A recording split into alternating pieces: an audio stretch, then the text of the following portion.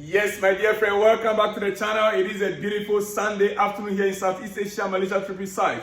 Wherever you are around the globe, you are highly welcome to this very special edition, Sunday afternoon edition. Well. If there is any player that Chelsea fans are looking forward to in seeing this time around, the coming season, this player has been absent throughout last season. We never seen him kick a football.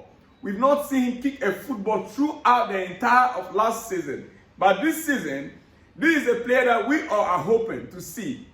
Currently, there is a statement from his camp, and I want to bring that to you quickly. Who is that player? Wesley Fofana. Yes, the defender, Wesley Fofana. Many have said that if he had the opportunity, or if he was to be around last season in that our defensive setup, things would have been different. Chelsea leaked so much goals last season, and we know the abilities and capabilities of Wesley Fofana. But unfortunately, he was injured. He was injured throughout the entire season. He never kicked a ball. Dear friend, this time around, he is to be available for next season. And on his IG, his team issued a personal statement. And listen, Wesley Fofana will train with the under-23s on Tuesday, this week Tuesday, before entering full training with Maresca on 8th July. Team Fofana on IG, confirmed by Fofana himself. Dear friend, meaning that the player will be available for pre-season this time around. He's going to be part of the pre-season with Enzo Maresca, our new head coach, when the team gathered on 8th of July. But on Tuesday, he'll be training with the under-23s. That is a great news for you, for Chelsea fraternity. I believe you are excited about it because right now, meaning we'll have Fofana, we'll have Rhys James, we're going to have Tosin, we'll have, Malo Gusto, Ben Chilwell, Levi Colwill. Our defense this time around, I believe, is going to be solid with Fofana coming back. Yes. I want to believe that this time around we're not going to be leaking goals. Last season, we scored 3, we conceded 3. We scored 3, we conceded 3. That has been our problem. People, sometimes I get surprised when we blame only our strikers for not scoring enough goals. But you bear with me. How many games did Chelsea score 3 goals last season? A lot of the games, a lot of our matches, 4, 5 matches or 6 matches, we score 3, 4 goals, yet we equally concede. That has been a problem. Assuming those games that we scored, we did not concede much, meaning our defense was equally leaking. It's not just that we have problem in our striking area. There are some teams that will score 1 goal, they'll defend that 1 goal throughout. That is even the hallmark of Chelsea. That is what Chelsea Football Club is to be known for.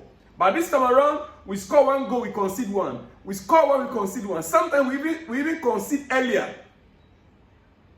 But I want to believe going into next season, the story will be different. Our back line will be tight with the coming back of Wesley Fofana and the addition of Tosin to that defense. Dear friend, all right, that being said, we move on to some other news. Yeah, we are still talking about Chelsea. All right. Well, we all know about Newcastle's woes. Today being 30th of June, we understand what is happening right now in most of the clubs in England. Clubs that need to sell in order to avoid point deduction due to PSR rules. One club is Newcastle. And Chelsea actually wanted to take advantage of that situation by talking to Newcastle over one of their most appreciated players, Isak. Yes, let me use the word most appreciated players, Isak. I don't think he's the best in the Newcastle setup, but he's one of the most appreciated, dear friend. Now, why would they want to sell when they know the value of the player? They made it very clear that the player is not for sale, but Chelsea went in to test the waters. Luckily enough for them, now we are receiving a great news for Newcastle fans that they might not need to sell Alexander Isak after all. They will not have to sell. So Chelsea can go back with the £100 million. Yes, they will not need to sell. Listen, Yankuba Minteh to Brighton. Here we go.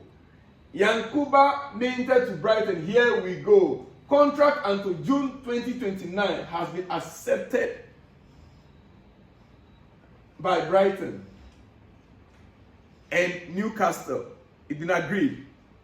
Minteh's agent Bojan has landed in UK tonight. Deal approved.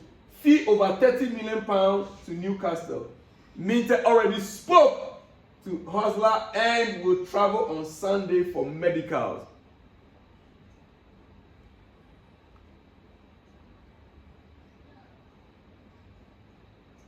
Dear friend, that is the latest on that front. Meaning, if this deal goes through, Newcastle's books are complete. Yes. If this deal goes through, Newcastle books are complete. So Chelsea might not, after all, send Nicholas Jackson, as we heard earlier, to Newcastle in order to get Isak. Of course, that deal does not even make sense to some of us in the first place. It is what it is. It is what it is. So Newcastle now finally, they are able to raise the 30 million that they needed. All right. Okay. Ryan McAdoo leaves Chelsea and joins Man City. Yes. Ryan McAdoo leaves. This name sounds like a Ghanaian name. Edu. I believe he is, because he's a black. And he's a young talented player in Chelsea Academy. Yeah, he's now under 18. He leaves and joins Man City. Whoa. So Man City also buys an academy player from Chelsea. I thought they rather produces more. Well, you see, Man City are buying our academic youngster. What did Pep Guardiola saw in this guy? So, Ryan McAdoo leaves Chelsea and joins Man City, according to Fabrizio Romano. All right. Chelsea and Leicester City will talk again about Kieran Dewsbury-Hall today, as Chelsea insists to include at least one player in a separate deal. Chelsea insists on, insists to include at least one player in a separate deal. Chelsea already have a green light on personal terms with a player if they can agree on packages with Leicester today. Now, this deal has to go through today. Chelsea must make sure this deal goes through today. Otherwise, it will create a problem for Leicester City.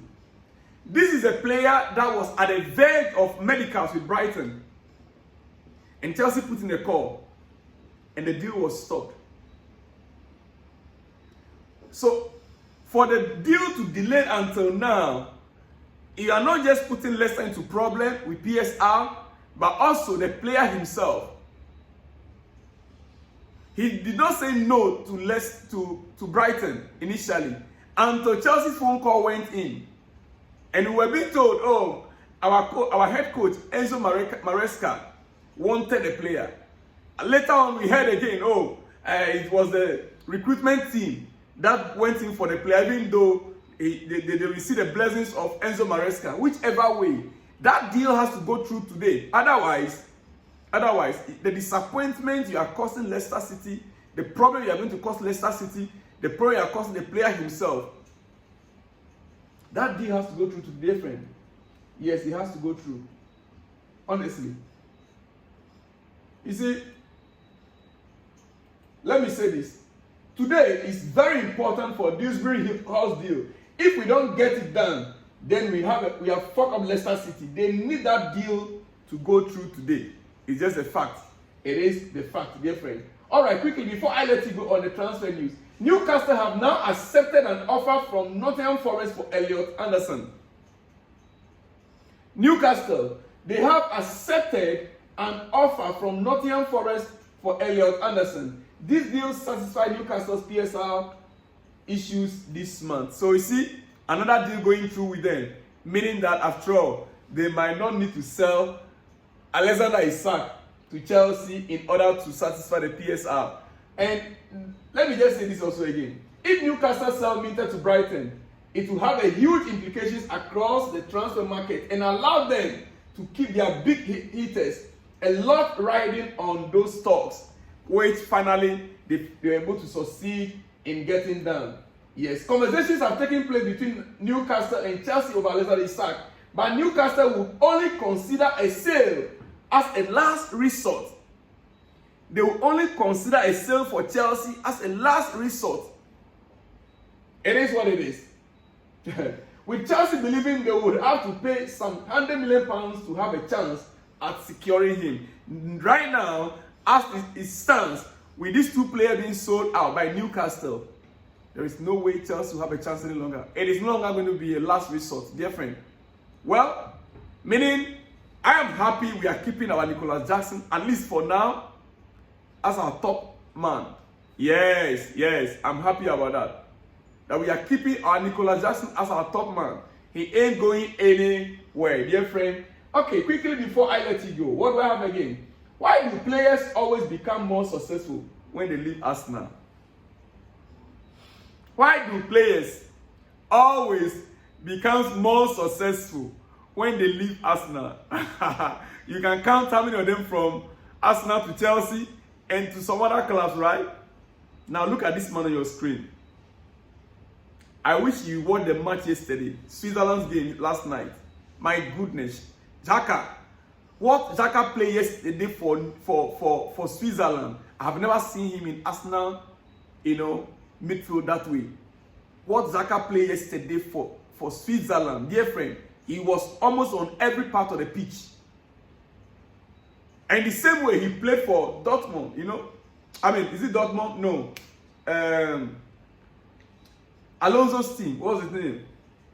My goodness.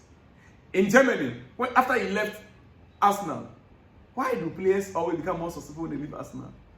Well, let me hear from you in the comment section, dear friend. I will see you in the next one when you see me. Shalom and peace.